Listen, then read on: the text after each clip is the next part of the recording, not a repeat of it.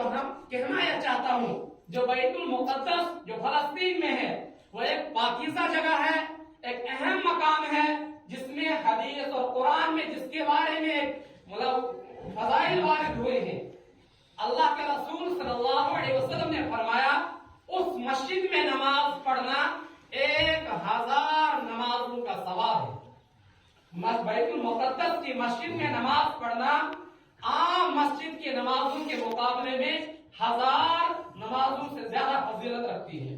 تو یہ بیت المقدس ایک اہم جگہ ہے، ہمارا اس سے دینی تعلق ہے، ہمارا اس سے دینی رشتہ ہے۔ اور ایک اور بات جو ہمارا اس سے تعلق ہے وہ مسلمانوں کا قبلہ اول رہا ہے۔ آپ کو یہ معلوم ہونا چاہیے آج ہم جہاں نماز پڑھتے ہیں وہ مسلمانوں کا قبلہ بیت اللہ ہے، یعنی ایک مکہ ہے، خانہ کعبہ ہے۔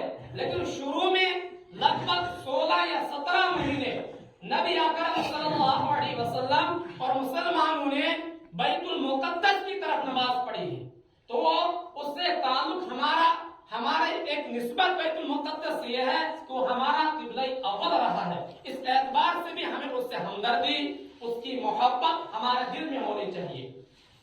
نبی اکرم صلی اللہ علیہ وسلم کے اس کے بارے میں بڑے فرمودات ہیں۔ یہ فلسطین یہ مسلمانوں کا ایک سمجھو 3 چیز، یہودیوں کا، عیسائیوں کا اور مسلمانوں کا، تینوں کا اس سے ایک واسطہ ہے۔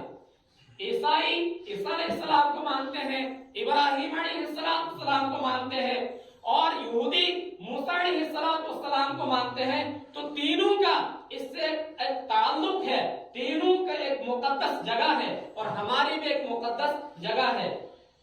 تو اس بیت اللہ اس سے ہمیں محبت رکھنی چاہیے۔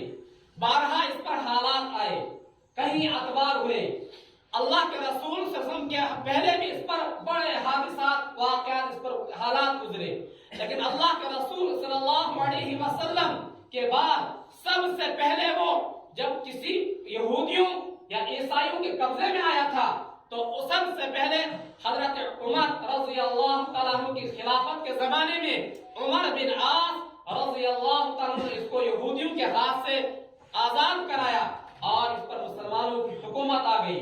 اس کے بعد کافی دور تک مسلمانوں کے قبضے میں رہا۔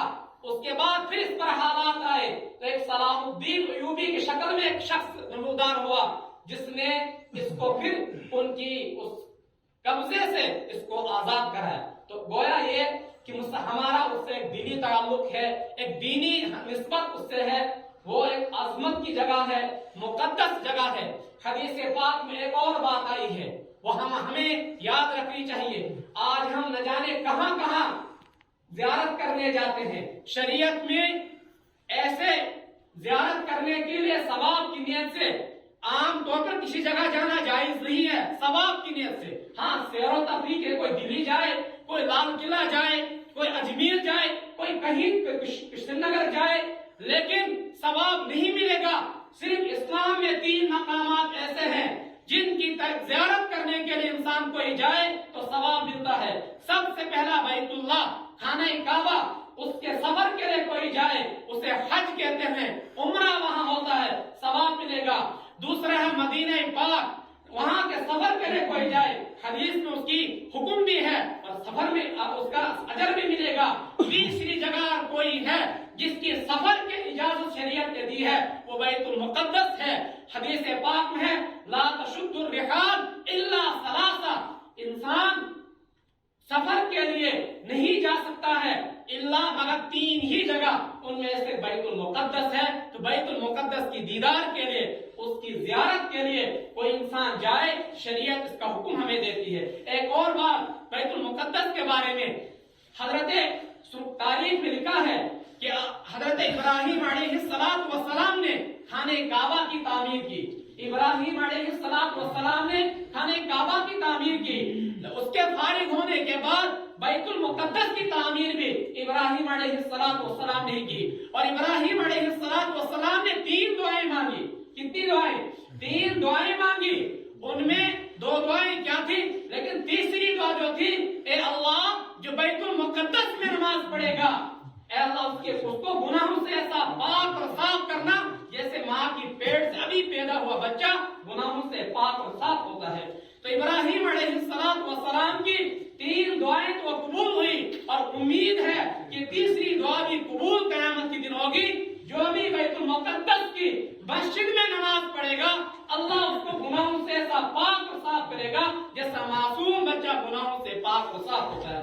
लेकिन आज वही जिसका दीनी रिश्ता इस मस्जिद के साथ हमारा है, आज उस पर जालिमों का, यहूदियों का कब्जा है। आज वहां जुल्म और बर्बरियत के पहाड़ तोड़े जा रहे हैं। आज वहां जो कवानीन होते हैं, जो उसूल और ज़ाब्ता होता है, अगर जंगी हो जाए, जो उनके कवानीन होते हैं उनके खिलाफ वर्जी करके उन पर जुल्म और सितम ढाया जा रहा है। वहां के मासूम बच्चों को कत्ल किया गया, वहां की औरतों पर तशद्दुद किया गया। हमसे यही है, कल क़यामत के दिन अगर अल्लाह के दरबार में हमें खुदा पूछे तुमने क्या किया था, कम से कम उन मज़लूमों के लिए हमें तो दुआ करनी है, हमें उन मज़लूमों के लिए दुआ करनी है।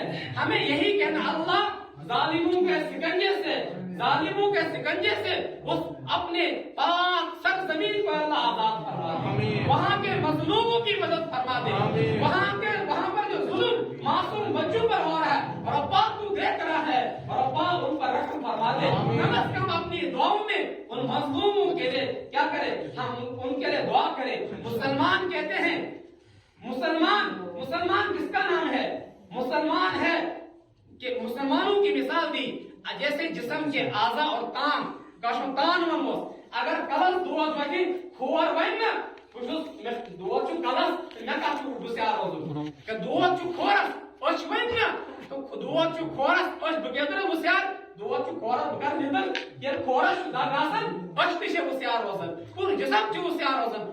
अगर मुसलमान कहीं भी इंसानियत के नाते मुसलमानों से हटकर अगर दुनिया के किसी चप्पे पर, किसी भी इंसान पर, किसी भी मजहब से ताल्लुक रखने वाले पर जुल्म और ज्यादती हो रही हो तो इंसानियत के नाते जालिम के खिलाफ आवाज उठाओ और मजलूम की मदद करो। मैं वहां नहीं, अगर हमारे यहाँ भाई हैं, हमसाये हैं, अगर किसी पर भी किसी भी किस्म की ज्यादती हो जाए, जुल्म हो जाए, हर मुसलमान का फर्ज बनता है कि अगर वो हमारा गैर है लेकिन उस पर जुल्म ज्यादती हो रही, हम जालिम का हाथ रोके और मजलूम की मदद करें। ये हमारा हक है इंसानियत के नाते, फिर इस्लाम के नाते तो और हक हमारा बढ़ जाता है। अल्लाह रब्बुल इज्जत से ही दुआ है, एक हमें उस अर्ज़ मुक़द्दस की मोहब्बत करनी चाहिए, उसके लिए हमें आज़ादी के लिए दुआ करनी चाहिए, वहाँ के मज़लूमों के हक में हमें दुआ करनी चाहिए। अल्लाह ताला उनको इंसाफ दे, हमसे जुल्म को दूर फरमाए।